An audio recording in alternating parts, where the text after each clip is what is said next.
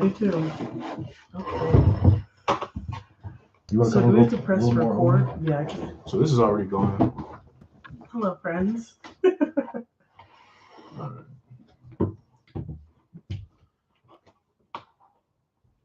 Okay. And then I'll start putting on here. Okay. And then we can go. You want to start it off this time? No. All right. And 3, 2, 1. What's up, everybody? Welcome to the Black Menaces Podcast. We're super excited to be here with you. I am one of your hosts, Nate Byrd, and this is my other host, Rachel Weaver. We're so excited to be back with you guys for episode number 2 of the podcast. Absolutely. Very excited to be here. We got a couple great questions that we're going to tackle from y'all today. If you ever want your question answered on the Black Menaces Podcast, just shoot us an email at the Black Menaces Podcast at gmail.com. I think there's actually no the. It's just Black Menaces Podcast at gmail.com. We'll be sure to post the link on our videos on YouTube and everything. Join our Patreon to get exclusive video of us filming the podcast, looking all good and stuff. Mainly her, not me. I look scruffy. Yeah, we are so excited to be here with you. So I guess we could just jump right into it. We don't have any Menace moments Today, per se. Unfortunately, but that's what we need you guys for, is also to email in about your Menace moments, ways that you have just been a menace in your life, because we know you guys are out here doing the heavy lifting in your personal lives too. Absolutely. So, do you want to my question first or yours? Yeah, I think eventually we're gonna, instead of just like depending on the users for right now, because we know y'all dependable, but we want to make sure that we have a Menace moment every week. Mm-hmm. So we could probably start doing like a Black History spotlight of like someone who was a menace, back in the day, what have you. I don't have one pulled up right now, so we won't do it, but stay tuned. But yeah, let's go ahead and start with your question. Okay, so we're not going to identify who said these questions, but we'll make up a name. I'll make up the name Ethan. Sure. Ethan. Ethan, Right. That's a basic name. I know a lot of Ethans, but don't call it basic. Oh, sorry. Well, that's just a common name. That's not identifiable. Yeah. Okay. All right, here we go. Okay. Ethan's question to the podcast is: I had two good friends who were atypical members of the church for our area. One was Mexican and had a lot of curves, boobs, and booty. I love the way you said that. The other was a rocker chick with a shaved head and an edgy, wild vibe. They each found that people in the church wanted to date them, but only for the experience of dating someone, quote, exotic. They were not actually being considered as potential partners. My friends referred to it as being exoticized or only dated because they were exotic and the person pursuing them wanted the experience or the bragging rights. Have any of you ever been exoticized at BYU or by a member of the church? Very good question. Excellent question. Tapping into a lot of stuff there. Nate, do you want to take it away first? I can. If you First. Okay. Yeah, I can go first. Let me think. So my experience at BYU, at least with dating, was a little bit different because I made a decision to only date Black women, which Period. thinking about it is interesting since I came to BYU. But I guess the idea was like I would find somebody who um, had like the same or like belief systems that I did coming out here. And I got lucky, I did, but I actually didn't find them at BYU. But yeah, I met my wife, my wonderful wife, here in Provo, Utah. Um, but yeah, so in that sense, it was a little bit different. I wasn't open to dating anyone that wasn't a Black woman. Mm-hmm. And so that was his own challenge, right? But I will say there were a few times where I did receive some attention just for being Black.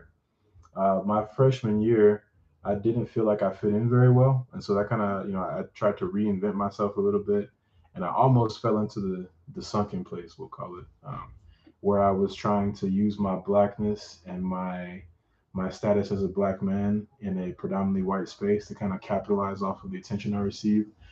So I would make jokes about myself. I would use self-deprecating humor, those kinds of things, and crack jokes about race and things to make myself seem like the approachable, popular Black guy. Mm-hmm. And during that time period, I did receive some attention from some people, from some women, who were kind of looking to date someone who was an athlete or who was just different than everybody else at BYU. Um, So in that sense, a little bit yes, um, but overall, I would say my experience has been pretty unique. Do you want to take it away? Because that's all I really want to see. Okay, you know what? I'll share one story. Okay, Hopefully, come on, I don't Nate. know if Don't this hold out person, on us. I don't know What? if this person will listen to the podcast or not, or if Well, if they they even remember do, this. correct your ways. All right, so this happened back in 2015. I There was this girl who was interested in me, and I was not interested in her in the same way, and she wanted to know why. And I wasn't gonna. I just said I wasn't interested. But my roommate, trying to be helpful, he came to me and asked me, "Hey, why aren't you interested in such and such?" And I was like, "Oh, well, I'm just not interested in that. But there's got to be a reason, right, man?" And I was like, "Well, okay, don't tell her this, but You the know he was reason gonna tell that her, Nate. to be honest, I really didn't. I thought I trusted Come this on, man, right? Nate. That's that. But I was like, the reason I'm not interested in her. It's not because she's not attractive or anything. It's because I'm only interested in dating black women because that's who I want to marry. And Period. he's like, oh, okay, that makes sense. And then this fool went and told her, right? So then she comes to me and she's like, well, but I still, that's so you should take me. I'm good, I'm cool. And I was like, no, no, no, I'm good. And so then, like a couple days later, I was walking back to my dorm, and this girl, bless her heart, she was outside, like laying on a towel out in the grass, and she's like, Nate, I'm tanning for you. And I was like, yo, what? Oh my And gosh. I just kept walking. I was like, Whoa. smile and wave, and then I just walked inside. But I thought that was wild. Um, I don't know if that's necessarily being like exoticized or what have you, but it was definitely somebody who went out of their way to pursue me. Yeah.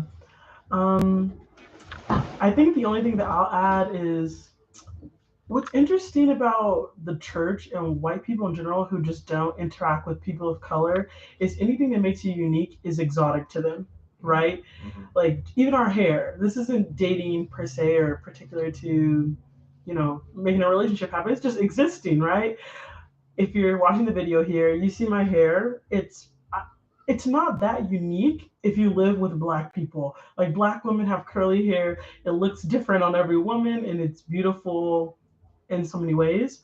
But being here, people made me feel like an art exhibit. I don't know if you feel that way, Nate, with your hair Mm-hmm. sometimes. But just your look overall, people really have to highlight how different you look, and that makes me feel exotic and different. Even when people don't try to do it. Like I remember when I came back from my mission and I moved into my apartment with my one of my good friends. The other two girls who are roommates, we didn't know them, and so their aunt was helping them move in, and she just stopped when she saw me and was just like, "You're just the most beautiful person I've ever seen." And there's just like a level of like, is it because I'm black or is it because I'm actually like an attractive person? You know what I'm talking about? There's the Mm-hmm. difference of like, oh, I appreciate your beauty, or like you have really pretty eyes, or I really like your nose, versus white people normally when they just think they just are like you're just beautiful and everything about you is just like, and it's like too much almost. That's not appropriate for the situation. Um, Maybe I'm just have low self confidence and I don't see what people see, but sometimes it comes off very much like it's because I'm a black person and you just haven't spent enough time with black people and you expected me to almost be unattractive or you expected me to look, but I don't know. That's how it's come off to me lots of times. Mm-hmm. And that makes me feel exotic, and especially the hair aspect. Like for me in particular, everywhere I go, when I'm in really large groups of white people, my hair is a comment, it's a concern, it's a conversation, it's a point of contact physically for some people with me, um, which makes me feel weird. I don't like that. Yeah, I don't know if you have any experience just overall. I feel like that is more so my experience, and I've experienced a little bit with dating, but more so with just existing as looking different and dating. I mean, we could tell stories, but For sure. Man, oh man, so many stories we could tell. I know, but yeah, the whole hair thing, it doesn't happen to me anymore. Nobody's asked me to touch my hair in a long time. But my freshman year, again, when I was trying to be all friendly and approachable, mm-hmm. I did get that. And I was like, why do you want to touch? Like, I've never seen a white person and been like, oh, I must touch their hair. I must, like touch a So part. I've strange. never wanted to do that. But yeah, they saw I had a little fro at the time, and yeah, they wanted to touch my hair, um, and it was just a point of fascination for them. But I think Utah can be kind of a dangerous place if you are unique in a certain way, um, namely if you're a person of color, because there's so much pressure to conform here that everybody kind of wants to look the same. Everybody's also related, but that's a story for another time. Mm-hmm. But there's a lot of pressure to be, thin, Mm-hmm. blonde, member of the LDS Church, and kind of have like the same political views, same religious practices and views and things like that. And if you don't fit that mold, then it's kind of hard to fit in here. And so people oftentimes want to kind of conform to that, but then at the same time, there's also this pressure to be different. So like if you're rebellious, then you want to do something that's a little bit different. And so there are definitely some people who will date someone who is black just because it's like a way of rebelling and being different, or they'll align themselves with something that isn't normally, part of Utah culture. There's a choir that I sing in where I think oftentimes people join that choir. It's a gospel choir, and I think that a lot of times they join it because it's a way for them to stand out. It's a way for them to be different, and it's a way for them to feel special. No shade to those people, but I think in a lot of cases it's just a way for them to kind of step outside of the conformity that is Utah and just experience something a little bit different and kind of like feel that feeling of not being the same as everyone else. And that's not everybody in that choir, but I think it's there's some people, the ones that come and go pretty often. I think that those are the ones who just want to feel something different. Yeah, and kind of touching on that, I think people in Utah really struggle with being different in a good way. And I think people, it's a really homogenous culture here in Utah. So when people have the opportunity to attach themselves to anything that will make themselves different, they jump on that opportunity Yeah. because they don't want to be like everyone else. Like personally, I have seen people, white people, date people of color because they don't feel like they are like air quote the average white person, right? So they date a person of color to feel like they can align themselves almost with being different, if that makes sense. Mm-hmm. And they don't realize it comes off very badly to people of color. We can very much tell that you've just been searching and fiending almost for some type of identifier to be like, well, I'm not like everyone else. Like, that's why I'm dating someone who's Hispanic, or that's why I'm dating a black person, is because they so badly want to prove that they are not like everyone else. That, like you said, they do it but sometimes it's not necessarily out of rebellion to like rebel to their parents, but it's to show to the world that they are not like the mainstream LDS culture. And the one other thing I want to say about being like exoticized is, as a black woman in particular, especially as me being curvy, um, it's very it's very interesting to see, considering the church's stance on sexual purity and chastity and all those things, and seeing the way certain white men interact with me, um, and them almost being hypersexual to me, that I know that they would not be towards a white girl if they were dating her, has been really interesting to me, especially as I have moved further away in terms of my expression of church culture and what I wear and what I do. I've seen that more and more, that white men are very quick to be very sexual with me, very fast, in a way that I'm like, okay, I was not expecting that. Like, we barely know each other. And I just always think, would you be this sexual with someone who didn't wear the same shirts as me, didn't wear the same pants as me, and whose body's composition wasn't made up the way mine is? I don't know. Does that make sense what I'm saying? No, that makes a lot of sense. And I see that a lot. So shout out to the I white believe boys. it. There's some freaks out there on them dating apps, bro. Yeah, and yeah, white men are out of pocket sometimes on dating apps. I need to start screenshotting the stuff they say, but they are so ready to just get with a black girl. And if you entertain them enough, they will expose themselves to you. Like, there's this one white guy who I know. He always hits me up anytime I post like a cute thirst trap type thing, not of my face, of anything like of my body. Literally hit me up and was like, "Oh, I love this shirt on you."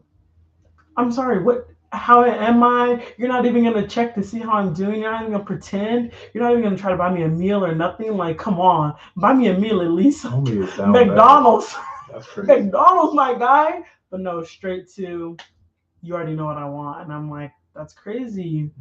You at least need to buy me dinner. Yeah, that's right. Okay, Wow. do you want to segue to the next question? Yeah, but before we do, one Oh, last thing. I that's had so a exciting. friend, just kind of on along the same Uh lines. I huh. had a friend who was telling me about his experience.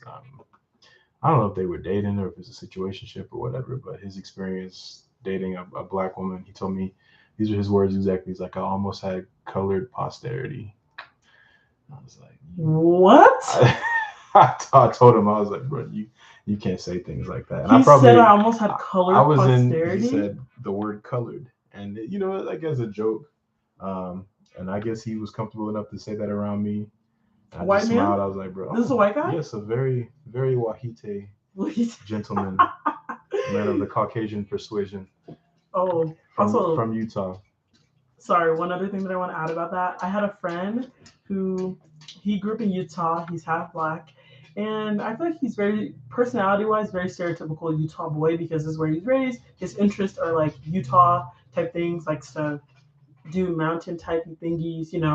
And I was talking one time, I was like, oh, black men here in particular, when they date, they can get anyone. Like, if they're the stereotypical black guy in a lot of ways, they can get anyone, even not good looking black men. Like if they were Right. in They having Chicago, no hairline yes, whatsoever. they could be back home in Chicago. They would get nobody because they are not cute, but because they're in Utah and certain white girls just want to be with a black man, they get a lot of attention in dating.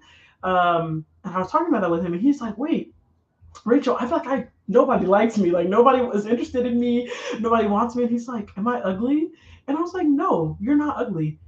I said, the thing is, you don't offer what these white women want from a stereotypical black man. I say, you're not into sneaker culture, which isn't bad, but like that's a very telltale sign of a stereotypical black man, right? You don't really care about your hair in the way that black men do. Like you're just, and these things aren't bad. You don't dress like your swag level is very much Utah. You don't talk like a black man from an urban environment, which none of these things are bad or wrong, but everything that they seek from that they want to gain that they get from being in this relationship with this stereotypical black man, you don't offer them.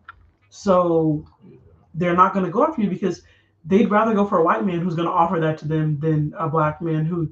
I was like, because you're just like, you act like some of the white guys here, which is nothing wrong with that. And it wasn't bad. I was just saying that's kind of what they're looking for. And they're not getting that from you. Mm-hmm. So that over amount of attention that they sometimes get, you don't get because you're not giving them that. So it's just interesting to notice and look at. That's good Good point though, right? Was that yeah. enough? Oh, absolutely. That's There's a lot of things we literally. could go into. I tell you what, we're not going to go into it all because it gets a little explicit. But if you read the autobiography of Malcolm X, he talks about those women in New York who would come down to Harlem to get a little something something before they went back to uptown wherever they live. Mm-hmm. And I mean, it's the same thing. There's a certain thing that is expected, and that goes into the hypersexualization of Black people. We won't talk about that today, but we're going to go into this next question. What's a good name for this person? What should we name him? Demetrius. Sure, yeah. All right, so Demetrius says, "Hi, I'm a student at BYU, but grew up in Las Vegas. We have a very good mix of white, Black, Hispanic, and Asian, but I know a lot of people from other places have not. One thing I've noticed is that people who have only met a few Black people in their lives tend to get nervous around Black students more because they are afraid of doing or saying something that might be taken as racist by accident," which is very valid. For example, I have friends who say when they pass a Black student on campus, they don't know whether to say hi or just keep their eyes elsewhere and keep walking. If it was another white student, they definitely wouldn't say hi, but also don't want the Black student to feel like they avoided them or that they aren't welcome. Then, if they do say hi, are they giving that person unwanted attention that may come across as treating them as other? Their genuine goal is just to make sure they feel included, but are also so afraid of doing it in the wrong way. I also noticed there are some common questions people ask students of color that are off color without even realizing it. These include questions such as where are you from, bringing up that they have Black friends, etc. So my question is, from a Black student's perspective in a predominantly white university, what are some real applicable examples of how white students can treat students of color inclusively? hopefully, oh yeah, and then just loads of podcasts, nice stuff like that. That was a great question, Great Demetrius. question. Rachel, you want to kick it off? Yes. I want to start off by saying, thank you for acknowledging that you wouldn't say hi to a white student if they just passed you, probably, right? And so, normally, how I like to answer these questions is, I think there's like the level of sensitivity that we need to have when we meet people who are from marginalized communities. But we also need to realize a lot of people just want to be people. That's at the end of the day, we're all just regular people and we want to be treated as such. Especially being here in Utah, so much of our experience is centered around our identity that makes us different. That sometimes we just want to exist as a human being and not be recognized. My favorite thing about going home is just going to stores and people not staring at me. Going to stores and people like me not being the only black person. Those are simple, and that's what we miss out here a lot in Utah. And so I think my first piece of advice is really when you get the opportunity to interact with a black person, treat them like a person first and try to really get to know them as an individual. Because as you get to know them as an individual, the parts of their marginalized identity about their blackness will come up. Because as you get to know someone, they're going to talk about themselves and their culture and things that are important to them or hard experiences they're having. But if you just really try to get to know them as an individual first, that goes a lot further than you think it would, and you don't necessarily need to go out of your way. But if you sit next to a black person in class, you could be friendly, because I've had experiences where people are not friendly to me because I'm black, right? Or as such, right? Does that make sense what I'm saying, man? Yeah, I don't makes know. sense. But anything that you want to add to that, I think Oh, I think that's just treat as normal. yeah, that sums it up perfectly. I think a lot of times people feel like they need to treat people of color differently, and I understand where that comes from. Like, there's definitely the stigma behind racism is so negative because of the history of America, right? Racism is always framed as civil rights movement, sicking dogs on black people, shooting them with fire hoses, lynching, Ku Klux Klan, right? And so people think of racism as if you do racism to somebody, you're a bad person, right? But it's not that simple. Um, and so I think there's just a lot of fear attached to being labeled as a racist because of how we're taught about racism. Um, so the first thing you got to realize is that, just like this person said, you don't have to say hello to everyone you see. Just be genuine, right? If you catch somebody's eye, don't, look away and try to avoid them or anything like that. Just, give them a nod or a heads up or whatever. Um, and then, yeah, just, don't feel the need to treat a black person any different than you would someone else, right? Don't, if you wouldn't walk up to a white person and say, hey, I've got white friends back in my home and such, or I actually, I served a mission in Europe, right? If you're not going to, you wouldn't say those things to someone who's white. So please don't tell a black person that you lived in Africa or that you have a friend who's black. Or that you served in the hood. Yeah, Ooh, that's my favorite. Yeah, don't tell me that. I don't want to hear that. All right, so just when in doubt, just ask yourself if you would treat um, someone who is like your peer like that, right? So would you go up to, if you're a white person, would you go up to another white person and say something like this? And if you probably wouldn't, then it's just treat the person the same way that you would treat someone that you were comfortable around. Now, granted, there are times where you can certainly ask questions because people just don't know things, right? We have our little table at the Wilkinson Center on BYU campus. We call it the black table because we would just sit there, like all of us black and brown students, and just hang out.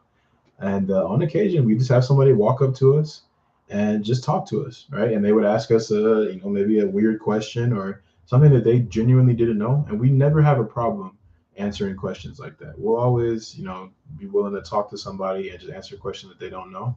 But it's the people that act weird about it or, um, you know, treat us differently or other that makes it a little bit more difficult. Or, if they have a hidden agenda behind those questions. If you just come up with a genuine desire to learn, and it's just a genuine desire to connect with another human being, then you're going to get that response, right? Like, and if you don't, then maybe that person was just having an off day. And, don't attribute it to a racial thing or them labeling you as a racist. There's always going to be people that are having a bad day or that are not in the mood for a conversation, right? If I was to go up to people on campus, actually, we do this all the time, right? When we interview people, there's a lot of people that say yes, there's a lot of people that say no, and there's some people who just like ignore us straight up. Like they will just dead at, just not look at us at all, ignore us, So everybody's going through something different. There's going to be times where people are willing to hear what you have to say or answer your questions, and other times when they're not. I'm just rambling now. Yeah, no, I amen to what Nate said. And I think again, just people and I think what's hard about BYU is I think number wise it is hard, right? Like black people are less than 1%. The likelihood of you could go a whole day, week, 2 weeks, 3 weeks. I don't know how long people can go without seeing a black student on campus because I don't do that because I'm black, but I know you can go a really long time without that. But if you really have the desire to have friends that are different than you, then I would recommend putting yourself in spaces and opportunities that would allow you to meet people that are different than you. That doesn't mean go to Black Student Union seeking black friends. That doesn't mean going to Hispanos Unidos Club and looking for Hispanics. No, it means putting yourself in spaces where you know you're going to meet someone different than you. So if you stick with the same friends and the same friend group, try going to something in the social sciences. There are a lot of people of color, students of color who go to those events, right? If you see that the Black Student Union, like our Perspectives performance is happening, go to that to support it because you will meet people that are different than you through those different avenues. And so I say really just trying to put yourself in a space where you have the opportunity to meet someone who's not like yourself. And I always use the example of me not being a part of the queer community, but me wanting to be an ally to the queer community. I don't go to the what's the club on campus unofficial. Okay, I don't go to their USGA? yes USGA. I don't go to their meetings trying to find friends who are queer. But what do? I'm myself and I represent try to speak out for all marginalized communities and I just through the circles that I'm a part of, I meet people who are part of these communities naturally, right? And if there's something happening on June 11th on BYU campus where we're trying to support BYU queer students, an event that's being organized, I'm going to go to that because I want to support this community and I will be able to meet people that are not like me and have a story different than myself where it's an opportunity for me to learn. And so I think that that's my advice is just try to find those opportunities and then you'll naturally meet people through there who you can maybe develop genuine friendships with where you can ask some questions that might be kind of weird to ask someone you don't know. Yeah. I love it. I think we'll leave it at that, to be honest. Yes. Yeah. Well, thank you guys for joining us for another podcast episode. We hopefully next week will be having an interview with someone. You'll have to wait to see who exactly that is. But our next podcast episode should be with someone from a marginalized community. Perfect. And just be sure to follow us on all of our social media outlets. We're on Twitter, Black Menaces, TikTok at the Black Menaces, Instagram at the Black Menaces, and then be sure to subscribe to us on Patreon for exclusive video episodes of our podcast. And with that, we'll say bye to y'all, and don't ever forget to be a menace. Amen. Every day, all day. Thank you guys.